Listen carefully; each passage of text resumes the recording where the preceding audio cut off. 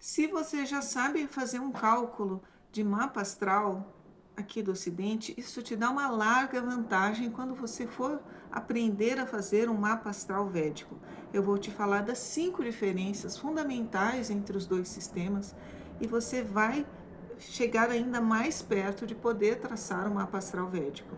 Primeira grande diferença, essa é meio óbvia, que a nossa astrologia ocidental ela trabalha com a mitologia grega. E como a astrologia védica ela vem da Índia, ela trabalha com a mitologia hindu, com os deuses hindus, com as histórias personificadas dos planetas hindus. Então, do mesmo modo que um dia você teve que estudar a mitologia grega, para estudar a astrologia védica, você vai ter que estudar uma mitologia nova, muito rica, muito interessante, você vai gostar dela. 2. Urano, Netuno, Plutão estão fora, asteroides estão fora, pontos matemáticos estão fora. A astrologia védica ela é como a astrologia tradicional, a gente leva em conta o céu visível, que vai até Saturno. Então, nós temos a divisão dos signos mais convencionais. Não coloque Urano, Netuno e Plutão, por mais que às vezes apareça algum astrólogo védico que fala deles, especialmente nos trânsitos.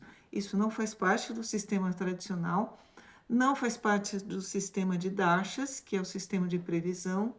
Em certos cálculos, você precisa que o planeta reja dois signos, um masculino, um feminino, então você não pode levar Urano, Netuno e Plutão em mente como se fizesse parte do sistema. Então, é, tem muito menos planetas e influências nos signos, nas casas dos elementos, do que na astrologia ocidental, que parece uma festa que cada vez vai entrando mais gente, né?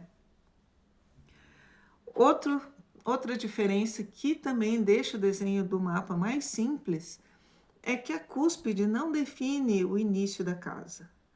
O sistema que a gente usa na astrologia védica é o sistema de casas inteiras. Então, um signo ocupa uma casa inteira.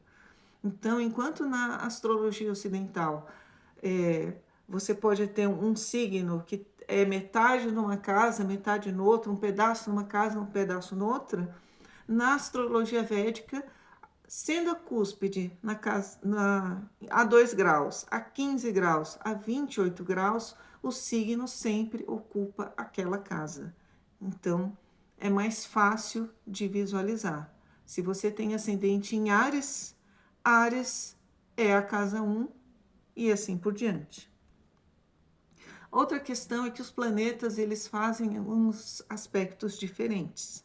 Você não tem na astrologia védica essa profusão de ângulos, de quadraturas, sextis, etc. Você tem basicamente oposições e conjunções para todos os planetas, e você tem os planetas que estão exteriores e interiores, que a gente chama, em relação à Terra. Então, os planetas exteriores, que são Marte, Júpiter e Saturno, como eles estão mais afastados, eles têm aspectos diferentes. Você leva em conta como uma pessoa que tem pontos de vista diferentes. Então, o Sol e a Lua, eles têm aspectos especiais que eles fazem aspectos com as casas vizinhas. Marte, Júpiter e Saturno têm cada um aspecto porque eles têm um ponto de vista diferente e todos os planetas fazem conjunção e oposição. E é isso. E o último fator, bastante importante, é que os aspectos, eles, além de serem diferentes, eles não são tão importantes quanto as relações planetárias. Então, enquanto na astrologia ocidental, se temos aqui Saturno e Sol, você pode ter uma relação boa de Saturno e Sol se eles estiverem em trígono, em sextil, e uma relação ruim se eles estiverem em oposição. Na astrologia védica, toda relação entre Sol e Saturno é ruim, porque na mitologia eles são pai e filho que se odeiam. Então, por isso que as relações de amizade e inimizade interplanetárias, que tem a ver com a mitologia, que tem a ver com várias coisas dentro dos sistemas, elas prevalecem sobre os aspectos.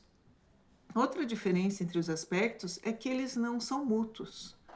Enquanto você tem sextil e trígonos que um planeta aspecta o outro, por essa questão do ponto de vista que eu falei, você pode ter um planeta que ele influencia, porém ele não é influenciado.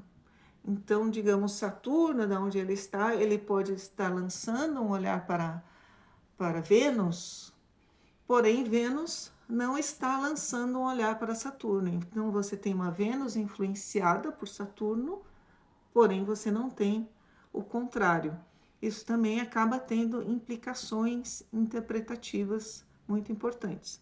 Então, para revisar, tem a questão da mitologia, que é diferente, tem os planetas tradicionais, então você não pode colocar Urano, Netuno, Plutão, Ceres, Quiron e tudo mais, embora você tenha os nodos, e na astrologia védica os nodos são ainda mais importantes. A cúspide não é início da casa, é um sistema de casas inteiras, cada signo ocupa uma casa e vice-versa. Os aspectos são diferentes, Sol e Lua nos vizinhos, todos os planetas, oposição e conjunção, Marte, Júpiter e Saturno, aspectos especiais, não vou entrar nisso agora. E os aspectos são menos importantes do que as relações planetárias que são estabelecidas de acordo com a mitologia dos planetas, com as histórias deles. E os aspectos não são mútuos, como você tem aspectos que são diferentes de alguns planetas, o planeta pode fazer um aspecto a um outro planeta, porém não receber um aspecto dele. Os aspectos são mútuos quando são oposição ou dependendo de como está lá no mapa. Eu espero que isso tenha te ajudado e que isso te ajude a colocar o pé na astrologia védica e começar a usar o seu conhecimento da astrologia ocidental e começar a estudar a védica agora, porque ela é muito interessante. Muito obrigada e nos vemos em breve.